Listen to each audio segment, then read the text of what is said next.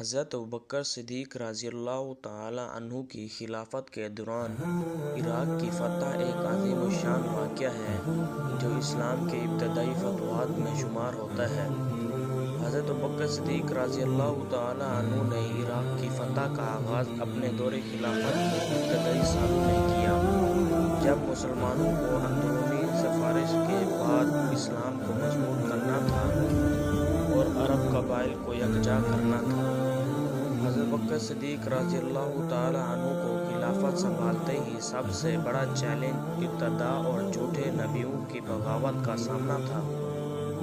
ان فتنوں کو کامیابی سے کچلنے کے بعد ان کی نظر اسلامی سلطنت کو وسعت دینے پر تھی، اور اس میں سب سے اہم مقصد عراق اور شام کی فتوحات کا تھا۔ عراق اس وقت ساسانی سلطنت کے زیر تسلط تھا، جو دنیا کی ایک بڑی اور طاقتور سلطنت تھی۔ عراق ایک زرخیز اور جنگی لحاظ سے اہم خطہ تھا، جو مسلمانوں کے لیے فوجی اور معاشی دونوں لحاظ سے نہایت اہم تھا۔ عراق کے زیر مسلمانوں کو نہ صرف ساسانوں کو شکست دینا تھا، بلکہ وہاں کی عوام کو اسلام کی تعلیمات سے روشنا کروانا بھی تھا۔ حضرت ابوبکر صدیق رضی اللہ تعالی عنہ نے عراق کی فتح کے لیے ایک منظم فوجی حکمت عملی تیار کی۔ انہوں نے حضرت خالد بن ولید رضی اللہ تعالی عنہ کو عراق کی طرف روانہ کیا، جو اسلامی لشکر کے عظیم سپہ سالار تھے۔ حضرت خالد بن ولید رضی اللہ تعالی عنہ نے اپنی فوج کے ساتھ مختلف معرکوں میں حصہ لیا اور ساسانوں کے مقابلے میں کئی اہم فتوحات حاصل کی۔ حضرت خالد بن ولید رضی اللہ تعالی عنہ نے ساسانی فوج کے خلاف ذات لساس کا معرکہ لڑا، جس میں ایرانی سپہ سالار ہرزم کو شکست دی گئی۔ اس فتح نے مسلمانوں کے حوصلے بلند کیے اور عراق کی فتوحات کے دروازے کھلے۔ اس کے بعد حضرت خالد بن ولید رضی اللہ تعالی عنہ نے معرکہ اولیس میں بھی شاندار کامیابی حاصل کی۔ ساسانوں نے اپنی فوج بھیجی، لیکن خالد بن ولید کی حربی صلاحیتوں کے آگے انہیں شکست کا سامنا کرنا پڑا۔ ساسانی سلطنت بہت منظم اور طاقتور تھی۔ ان کے پاس تجربہ کار فوجی، جدید اسلحہ اور وسیع علاقہ تھا، جس کے باعث مسلمانوں کو شدید مقابلے کا سامنا کرنا پڑا۔ مسلمانوں کی فوج تعداد میں کم تھی اور وسائل محدود تھے۔